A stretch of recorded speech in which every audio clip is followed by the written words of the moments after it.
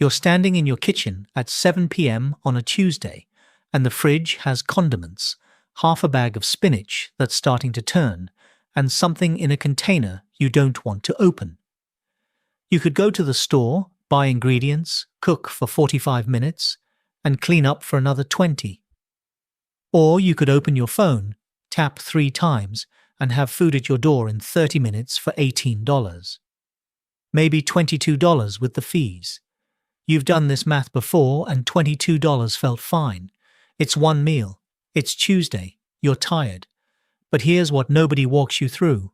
What happens when that $22 Tuesday becomes your default? Not as a choice you make once, as the way you eat. Breakfast from the coffee shop, lunch near the office or ordered in, dinner from an app or a restaurant 3 blocks away. Every meal sourced from someone else's kitchen for an entire month.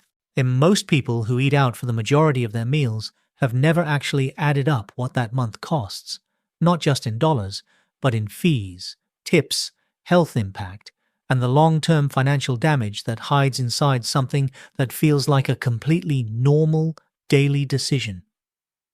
My name is Kai, and I spend way too much time thinking about money and why the expenses people think are small tend to be the ones that quietly reshape their entire financial trajectory. If you eat out more often than you cook, and a lot of you do, make sure to subscribe and hit the like button, because by the end of this, you're going to know exactly what that habit costs when you stop rounding down. Let's start with the number everyone thinks they know.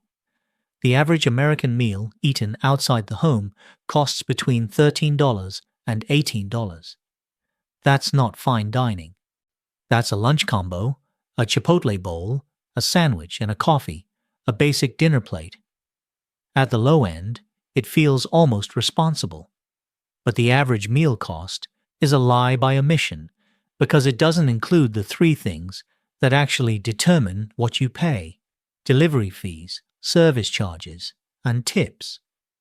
If you order through a delivery app, the food itself might be $15. But the app charges a delivery fee, typically $2 to $5. Then there's a service fee, another $2 to $4. Some apps add a small order fee if you're under a minimum. Then the tip, which if you're a decent person, adds $3 to $6. That $15 meal is now $22 to $30 by the time it hits your card. And the app knows you won't do that math every time. They separate the charges across multiple lines so no single one looks unreasonable. The food was fine. The delivery fee was fine. The service fee was fine. The tip was fine. The total was $27, and you barely noticed because each component felt small. That's not an accident. That's a pricing structure designed to make you feel like you're spending $15 when you're spending $27, and it works 3 times a day. This is the mechanic that drives everything we're about to talk about. Not one big expense, but a stack of small ones that add up to something you'd never agree to if you saw the monthly number up front. Now, let's build the month. And I want you to do this with me, not just listen, because the number only hits when you realize it's yours. Breakfast, a coffee and something from a cafe or a drive-thru, most mornings. Call it $7 to $12 per day. A lot of people spend $5 on just the coffee and think of food as separate. We're not separating it. If it went in your mouth and you paid someone else to make it, it counts. At the midpoint, $9 a day, that's $270 for the month on breakfast alone. Lunch. This is where it gets real, because lunch is the meal most people eat out without even thinking of it as a decision. You're at work, you walk somewhere, you order something. The average lunch in a mid-cost American city runs $12 to $18. If you're ordering delivery to the office, add the app tax we just talked about, and you're at $18 to $26. Let's use $16, as a reasonable midpoint for someone who sometimes walks and sometimes orders. That's $480 for the month. Dinner, the most expensive meal of the day and the one where the range blows open. A basic dinner out, not fancy, just a real restaurant or a solid takeout order, runs $15 to $30 depending on where you live and whether you're adding a drink. If you're ordering delivery, you already know the math. The fees alone push a $20 dinner to $28 to $35. Let's use $25 as the midpoint. That's $750 for the month. We're at $1,500 for the month. 30 days. 3 meals a day. No alcohol at dinner. No special occasions. No date nights. Just the boring baseline version of feeding yourself entirely through other people's kitchens. But you and I both know there are extras. The mid-afternoon coffee, the snack run, the post-dinner dessert order you told yourself was a one-time thing and then did 4 more times. The weekend brunch that turns into a $35 per person experience once you add the mimosa and the $6 fresh squeezed juice. These discretionary food purchases add another $100 to $250 per month, depending on how often you treat the world like a vending machine. Let's call it $150. So the realistic monthly total for someone who eats out for most or all of their meals, $1,500 to $1,900. Call it $1,650 at the midpoint.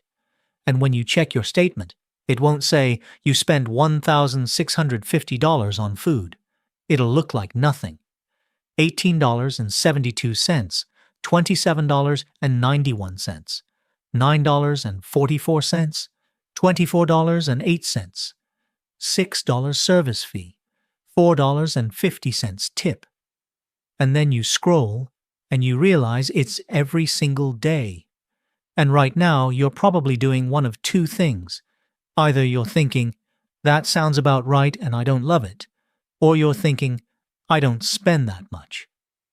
If you're in the second group, open your banking app right now. Filter by restaurants, delivery, and coffee shops for the last 30 days. I'll wait. The number is almost always higher than people expect because you don't experience these charges as a total. You experience them as a series of small, reasonable decisions, each one defensible on its own, none of them adding up in your head. That's how $1,650 hides in plain sight. Not behind one purchase, behind 90.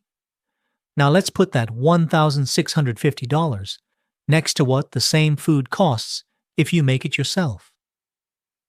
The USDA tracks what it calls the Moderate Food Plan for a single adult. As of their most recent data, that number is roughly $350 to $400 per month. That's not ramen and rice. That's real groceries, protein, vegetables, grains, dairy, fruit, snacks, coffee you make yourself. It's not exciting, but it's not suffering. A more generous home cooking budget, one where you buy good ingredients, try actual recipes, grab nice olive oil and fresh herbs, runs $450 to $550 per month. Let's use $475 as the midpoint for someone who cooks at home with decent ingredients. The gap between $1,650 and $475 is $1,175 per month. That's $14,100 per year, not the gap between eating out and starving. The gap between eating out and eating at home. Same nutrition, same calories, same person. One of them just handed $14,100 to delivery apps, restaurants, and coffee shops. And that number assumes you're not eating at expensive restaurants. That's the normal, boring Tuesday night in sweatpants version of eating out for every meal. This is the part that most people miss. Not cooking isn't just expensive. It adds an entire monthly bill to your life that doesn't exist if you use your kitchen. That $14,100 per year isn't going toward better nutrition. It's not buying you a higher quality of life. A huge portion of it is going to delivery fees, service charges, tips, packaging, app subscriptions, and the convenience premium that every restaurant and platform builds into every item. You're not paying $14,100 more for better food. You're paying $14,100 more for someone else to make it and bring it to you. That's more than most Americans save in a year. That's rent in a lot of cities. That's one of the biggest reasons your emergency fund never fills. Not because you're irresponsible, not because you're bad with money, but because 3 times a day, $22 at a time, the money leaves before you ever decide what to do with it. And a meaningful chunk of that money, potentially $3,000 to $5,000 of it, isn't even going to the food itself. It's going to the infrastructure of not cooking, the apps, the drivers, the platforms, the service fees. You're subsidizing someone else's business model with money you could have spent on groceries and a $30 pan. Now here's where this goes from expensive to actually damaging. Eating out for every meal doesn't just cost more. It tends to cost your health more, and your health costs you money. Restaurant portions are larger. Sodium content is higher. Calorie density is significantly greater than home-cooked meals across nearly every cuisine, even the healthy options. Over time, that pattern tends to increase the likelihood of conditions that come with real financial price tags. Hypertension, type 2 diabetes, elevated cholesterol. I'm not saying ordering pad thai gives you diabetes. I'm saying that outsourcing every meal to kitchens optimized for taste rather than nutrition creates a health trajectory that bends toward more copays, more prescriptions, and more long-term medical costs. A blood pressure medication runs $30 to $100 per month indefinitely. A diabetes management plan with testing supplies and specialist visits is significantly more. Those costs don't show up on your DoorDash receipt. They show up 5 or 10 years later when your deductible resets in January and you're already $800 deep by February.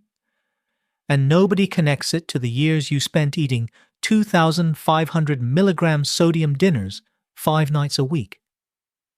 You won't find a line item in your budget that says future medical costs of not cooking. But the data suggests the pattern is real, and for a lot of people, it quietly adds another layer of cost on top of the $14,100 they're already spending. Let's talk about the thing people always bring up when you suggest cooking: time. I don't have time to cook.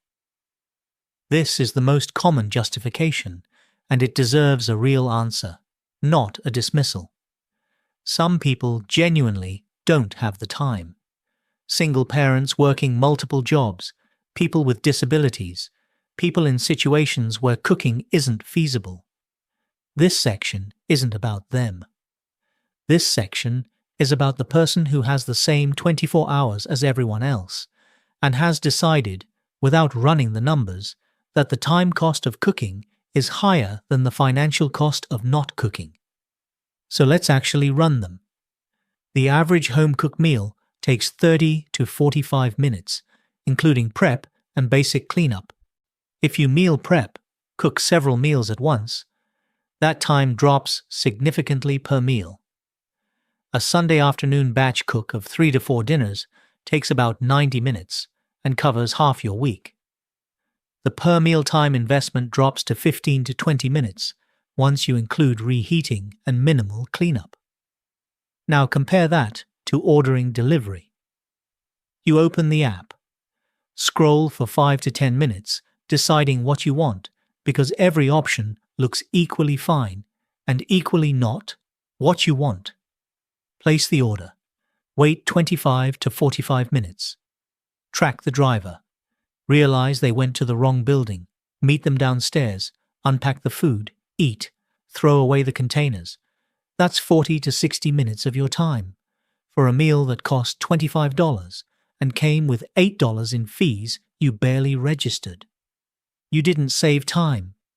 You spent roughly the same amount of time and 3 to 4 times the money. The only thing you saved was the decision of what to cook, and the app charged you $12 in fees for that service. The time argument only works if you compare cooking to picking up food from a place next door and eating it immediately. The moment delivery is involved, which is how most not cooking actually happens now, the time savings disappear and the cost multiplier stays. Now let's do the math that makes this actually hard to look away from. $1,175 per month in excess food spending, $14,100 per year. That's a clean, documented gap between eating out and cooking. Not an extreme estimate, not a best-case scenario for cooking, just the midpoints of normal behavior. If you took even half of that gap and invested it, $600 a month at a historical average of around 7% annual returns, you'd have roughly $100,000 in 10 years and over $290,000 in 20. That's a house down payment generated entirely by learning to use a stove. That's your kid's college fund, built on chicken thighs and rice. Both people earned the same salary.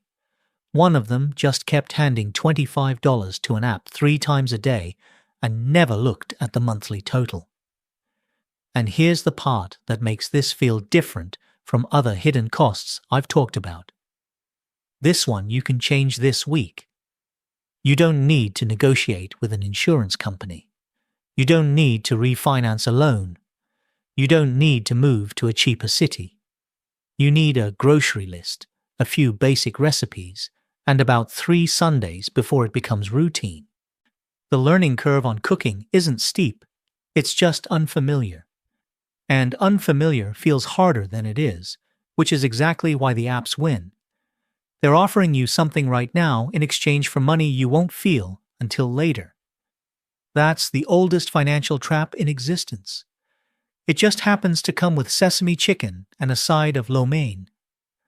The delivery platforms are designed to make cooking feel like the inconvenient option.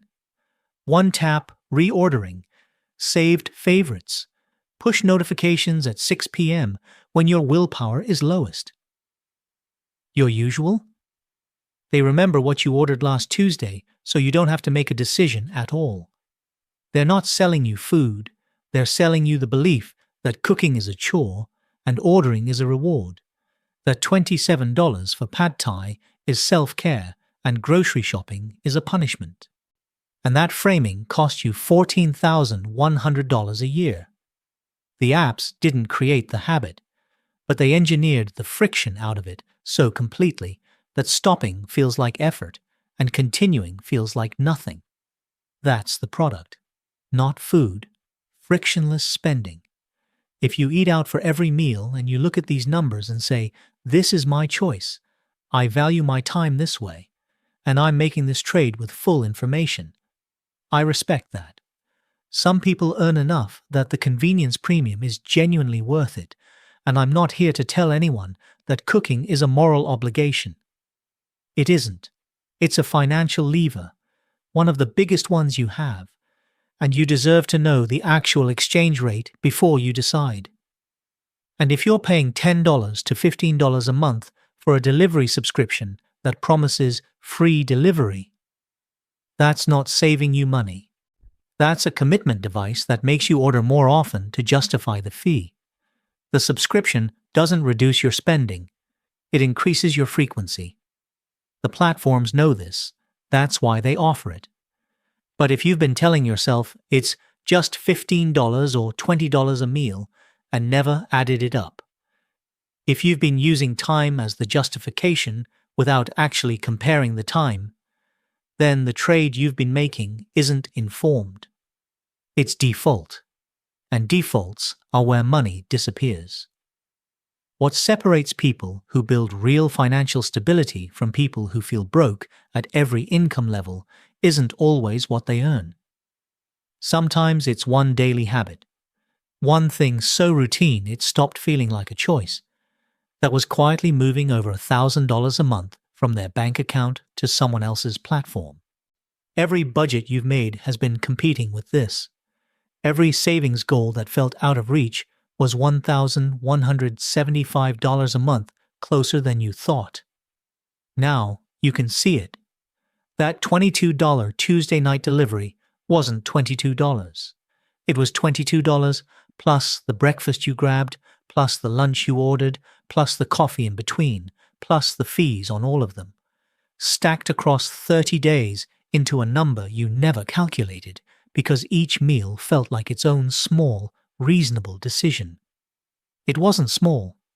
It was $1,650 a month.